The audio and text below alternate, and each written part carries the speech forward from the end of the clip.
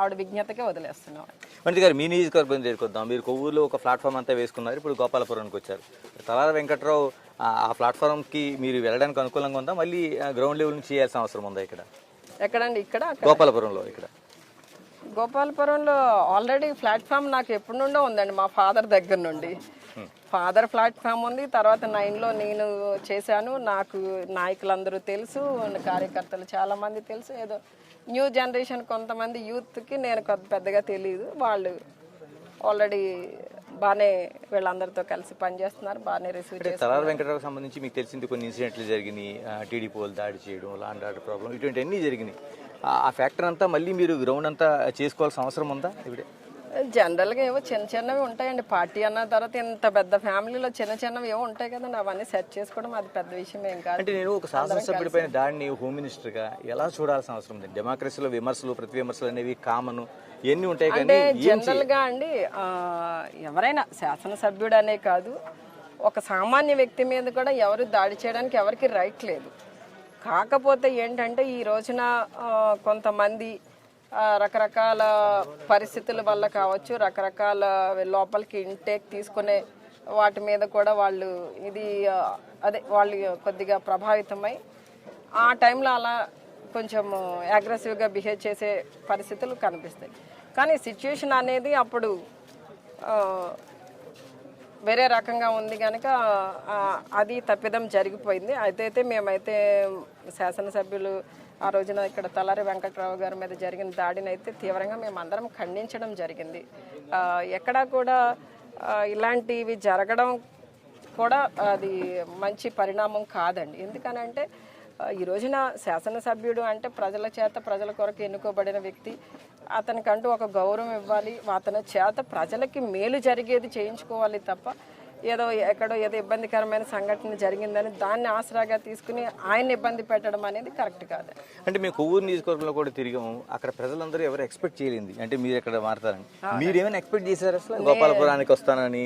ఇలా లేదండి, నాకు 2 years నుండి ఇక్కడ నుండి కొంతమంది మా లీడర్స్, కొంతమంది ఏదైనా అంటే అభిమానంగా ఉన్న వాళ్ళు అప్పుడప్పుడు వచ్చి కనబడతా ఉండేవారు. మీరు మా నియోజకవర్గానికి వస్తున్నారంట కదండి, 2 years బ్యాక్ అండి. నాకు భలే నవ్వొచ్చేది అనమాట. ఏంటి ఇలా అంటున్నారు, మీరు వచ్చేస్తున్నారంట కదండి. కనీసం అప్పటికి ఏ మాత్రం ఇంత కూడా స్మెల్ లేదు, అలాంటి ఆలోచన కూడా ముఖ్యమంత్రి గారికి లేదు. అయితే ఏంది ఇలా అంటున్నారు అంటే నేను అనుకునేదాన్ని అనమాట. నా మీద ఉన్న అభిమానంతో అట్లా అంటున్నారులే అని. లేదండి, అలా ఎందుకు లేదు, ఇక్కడే ఉంటాను, నేను ఊర్లోనే కంటెస్ట్ చేస్తాను నేను అని చెప్పేదాన్ని. పాప వాళ్ళు కొంచెం చిన్నపుచ్చుకుని చూద్దాంలేండి అని వెళ్ళిపోతూ ఉండేవారు. మొన్న సంక్రాంతి పండగ అయ్యే వరకు కూడా అసలు ఇటువైపు వస్తామని కానీ ఆలోచన కానీ, లేకపోతే వెళ్ళవలసి వస్తుందనే ఆలోచన కానీ లేదండి. అంటే ఫ్రీక్వెంట్గా నేను ఏదైనా కొంచెం నాకు అక్కడ ఏదైనా ఇబ్బంది అనిపిస్తే వెంటనే నేను ముఖ్యమంత్రి గారి దృష్టిలో పెట్టేసేదాన్ని. ముఖ్యమంత్రి గారు నేను ఎలా వెళ్ళాలనేది నాకు గైడ్ చేసేవారు. సరే, నేను జగన్ అన్న ఇచ్చిన గైడెన్స్తో నేను అగ్రెసివ్గా పోయేదాన్ని. అక్కడ డోర్ టు డోర్ తిరగడం కానీ ఇంకా కార్యక్రమాల్లో కొంచెం ఎక్కువ టైము నియోజకవర్గంలోనే స్పెండ్ చేయడం అనేది జరిగేది. సో నాకు అంత సపోర్టివ్గా ఇంకా జగన్ అన్న ఇస్తున్నప్పుడు నన్ను చేంజ్ చేస్తారని ఎట్లా అనుకుంటా అండి, ఆ థాట్ అసలు అయితే లేదు. ఇంకా లాస్ట్ మినిట్లో సంక్రాంతి అయిన తర్వాత ఒకరోజు మిథున్ సార్ ఫోన్ చేసి, అమ్మ జగన్ అన్న మిమ్మల్ని ఎట్లా అడగమన్నారు అంటే, ఏది అని డిసైడ్ అవుతామండి.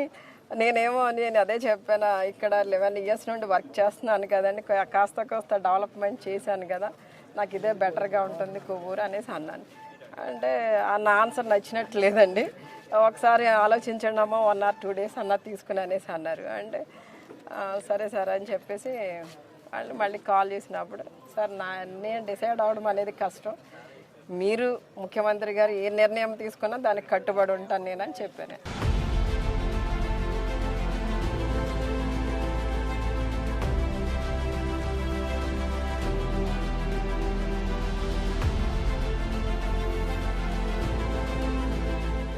అంటే ఏ ఫ్యాక్టర్స్ పనిచేస్తుంటాయండి? మీరు అసలు ఎక్స్పెక్ట్ చేయలేని ఒక చిన్న పరిణామం అది.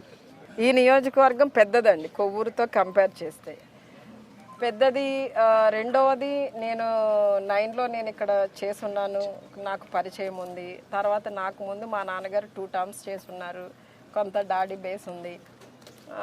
తర్వాత ఈ కాన్సెన్సీలో ఎవరైనా న్యూ పర్సన్ తీసుకురావాలంటే ఇంత షార్ట్ టైంలో న్యూ పర్సన్ని పెట్టడం అనేది కష్టం కనుక ఇట్లా స్వాప్ చేసి ఉన్నారు. ఇలా గోపాలపురంలో ప్రయారిటీస్ ఏమి ఎంచుకున్నారు? మీరు వచ్చిన తర్వాత మొత్తం మేము ఫాలో అయ్యాం, అన్ని చోట్ల మీరు తిరుగుతున్నారు, సభల్లో మాట్లాడుతున్నారు, వాళ్ళని అడ్రస్ చేస్తున్నారు.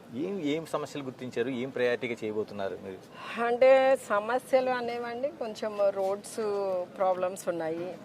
రెండోది ఓన్ సైట్స్లో హౌసెస్ కట్టుకున్న వాళ్ళకి బిల్స్ అవ్వలేదు. ఎందుకు అవ్వలేదంటే ఈ గోపాలపురం నియోజకవర్గం అనేది సెకండ్ ఫేజ్లో రుడాలో యాడ్ అయ్యింది. ఫస్ట్ ఫేజ్లో కొవ్వూరు యాడ్ అవుతుంది, అక్కడ మేము ఇచ్చాము. ఆల్రెడీ ఓన్ సైట్స్లో ఇళ్ళు కట్టుకున్న వాళ్ళందరికీ బిల్స్ అయినాయి, ఇక్కడ కాలేదు. అదొకటి.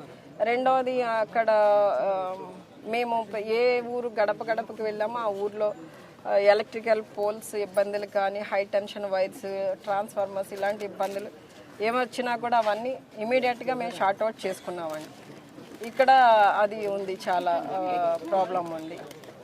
రెండవది ఇంకా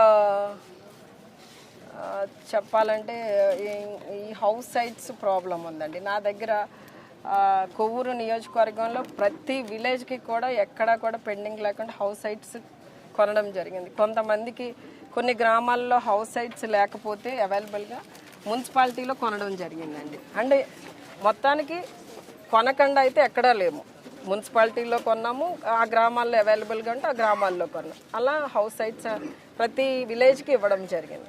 ఇక్కడ కొన్ని చోట్ల ఏమైందంటే కొంతమంది ఇది గ్రామ కంఠం అని, ఇది శ్మశానం అని, లేకపోతే ఇది ఇంకో భూమి అని చెప్పేసి కోర్టులకు వెళ్ళి స్టే తెచ్చారు. దానివల్ల కొన్ని విలేజెస్లో హౌస్ సైట్స్ ఇవ్వలేకపోయాం. అదొక ప్రాబ్లం ఉందండి ఇక్కడ. ఇవన్నీ చార్ట్అవుట్ చేశారు ఆల్రెడీ? నేను వచ్చి 1 month అయిందండి. అంటే షార్ట్ టైమ్ కొన్ని మ్యాక్సిమం పుష్ చేస్తున్నాను. నేను ఎలక్ట్రికల్ డిపార్ట్మెంట్ నుండి కొన్ని వర్క్స్ అవి చేపిస్తున్నాము. ఇంకా హౌస్ సైట్స్ది అనేది సీఎం గారి దృష్టిలో పెట్టున్నాను. ఇప్పుడే కాదు, ఇంకా నెక్స్ట్ ఎలక్షన్ తర్వాతనే అది అవుతుంది. ఎట్లానే ఈ ఏదైతే హౌస్ సైట్స్ ప్రాబ్లం ఉంది, స్టేకి పోయారు, అది కూడా ఎలక్షన్ తర్వాతనే చేసేదండి. ఇంకా ఏముందండి, రోడ్స్ కూడా అంతే, నిధులతో కూడినవన్నీ కూడా ఒక ప్రొసీజర్ ఉంటుంది కదా, మీకు తెలుసు కదా, కింద నుండి పై వరకు వెళ్ళాలి, పై నుండి మళ్ళీ శాంక్షన్స్, టెండర్స్ ఇవన్నీ జరగాలి కదా.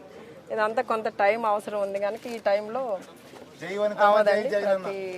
ప్రతిదీ కూడా కొంచెం టైం టేకింగ్ కనుక షార్ట్ పీరియడ్లో వచ్చున్నాం కనుక అందరినీ కొంచెం కన్విన్స్ చేసుకుని నెక్స్ట్ ఖచ్చితంగా మళ్ళీ రాష్ట్రానికి జగన్ అనే ముఖ్యమంత్రి అవుతారు, మనం ఈ పనులన్నీ చేసుకుందామని మీరు అందరికీ చెప్పడం జరుగుతుందండి.